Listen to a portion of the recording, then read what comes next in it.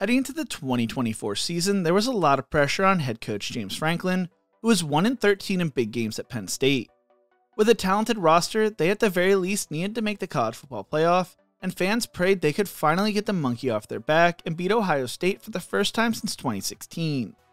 While they would lose to Ohio State again, they would make the Big Ten title game where they fell to Oregon in a thrilling game, but have a manageable setup for the college football playoff. They need to go on a run with SMU and Boise State in their path to make the semifinals, and if they don't, the haters will only get louder when it comes to James Franklin and big games. This is the Road to the College Football Playoff Penn State edition. But before we get into this, if you enjoy college football content like this, make sure to leave a like and subscribe. Also let me know your final score prediction for the Penn State SMU game in the comment section below. Heading into the 2024 season, there was a lot of excitement when it came to Penn State football. They were coming off a 10-3 season where they lost to Ole Miss in the Peach Bowl, and played both Ohio State and eventual national champions Michigan close, but still were unable to beat a high-ranked team under Franklin since 2016. Other than a close game against Indiana, they dominated everybody. If they could get their Michigan and Ohio State problem off their back, they could become one of the greatest programs in college football history, if they aren't one of them already. Heading into the season, they hosted Ohio State, but avoided both Michigan and Oregon. On paper, they still had a tough schedule, traveling to USC and Wisconsin, while hosting Ohio State and Washington in the middle of the season. They brought in Kansas offense coordinator Andy Kotelnicki and returned star quarterback Drew Aller. Along with Aller, they returned Nicholas Singleton and Katron Allen, which was viewed as the best 1-2 combo in the nation while having an amazing offensive line. While they lost Keandre Lambert-Smith to Auburn, they returned Tyler Warren and added Ohio State transfer Julian Fleming. On the defensive side of the ball, they were coming off a year where they finished number 1 in the nation for the sacks and tackles for loss and number 2 in total defense. Abdul Carter was expected to turn into a superstar, and they had talent all over the defensive line and linebacking core. They also had a tough secondary heading into the season. They had a Georgia transfer A.J. Harris, and they entered a make-or-break year for James Franklin, who had to make the college football playoff.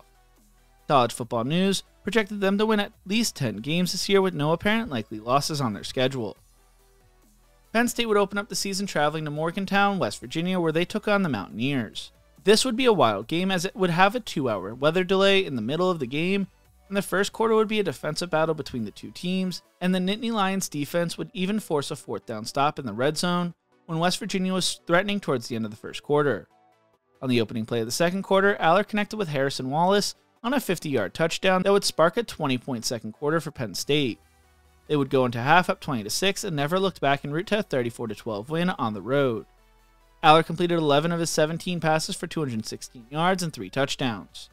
Week 2 would be a crazy week for college football as MAC teams looked to be Goliath instead of David throughout the day.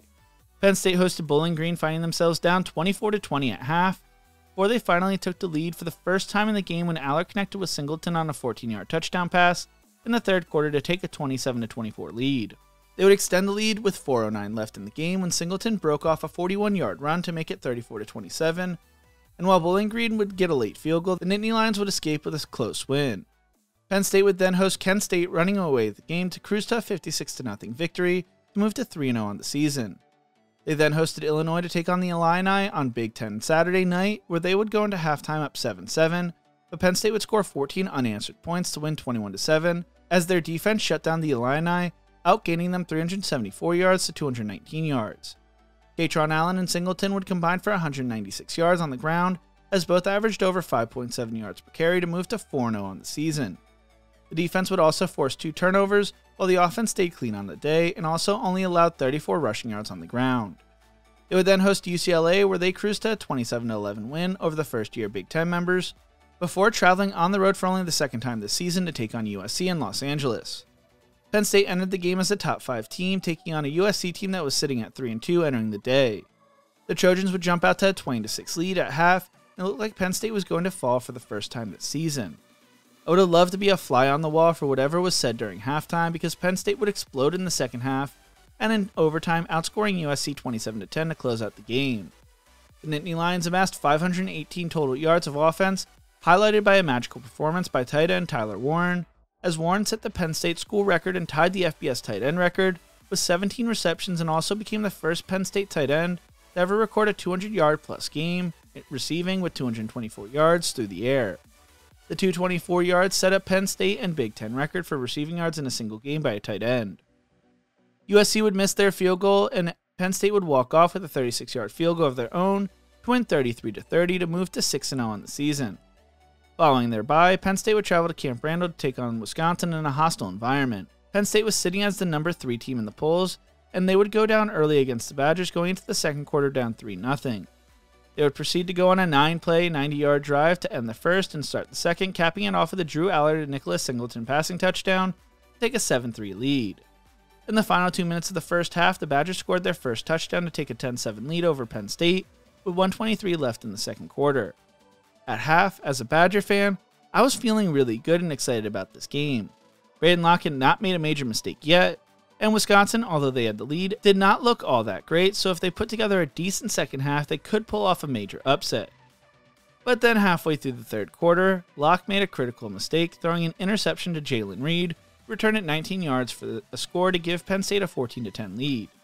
2 fourth-quarter touchdowns by the Nittany Lions offense put them up 28-13, with just over 3 minutes left in the fourth quarter, and the Badgers offense would be unable to capitalize on 3 drives to lose 28-13 as Penn State moved to 7-0. This set up a top 4 matchup on Big Noon kickoff for Penn State versus Ohio State, which saw the largest crowd in Beaver Stadium history with 111,030 people in the stands.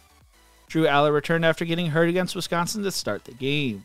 Penn State would open up the game going on an 8-minute drive to take a 3-0 lead and then proceeded to pick Will Howard off as Zion Tracy returned it for a touchdown to go up 10-0. The Buckeyes would respond with a pair of touchdown drives of their own to go up 14-10 at half.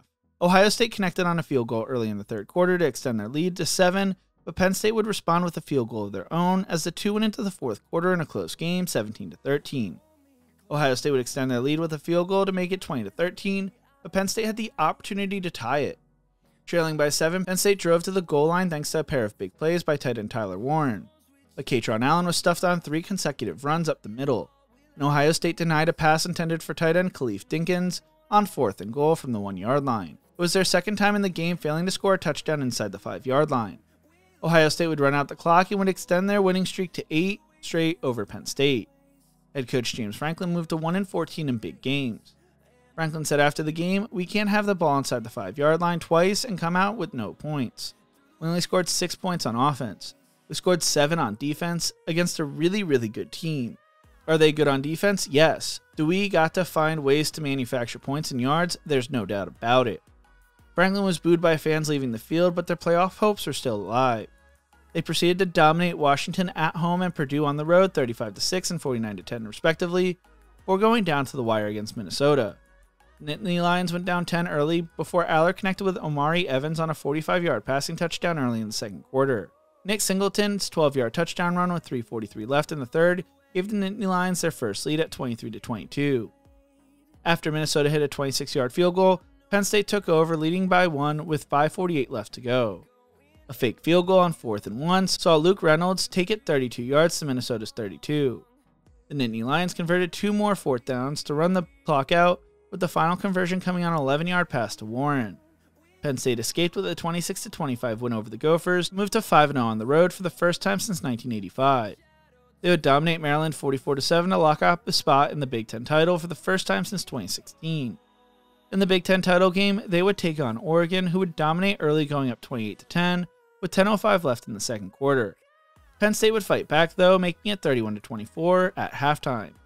Oregon would take a 45-30 lead midway through the fourth, with 3:41 left. Penn State scored to make it 45-37. Penn State would get the ball back with a chance to win. At the 2-minute warning, they would have a 2nd and 1 with 2 timeouts left. Allard would be picked off by Nico Reed, ending the game as Oregon won their first ever Big Ten title. Penn State would earn the 6th seed for the college football playoff, matching up against SMU at Beaver Stadium at noon on December 21st. They entered the game as 8.5-point favorites, and it should be an amazing game to watch, as they're doing a whiteout for the game, although it's a noon kickoff. I cannot wait for the college football playoff to kick off and plan to watch every game. What do you think? What is your final score prediction of the Penn State SMU game? Let me know in the comments section below. If you enjoyed this video, make sure to check out one of my other videos. YouTube thinks you will love right here. Thank you so much for watching, and as always, remember to embrace the grind.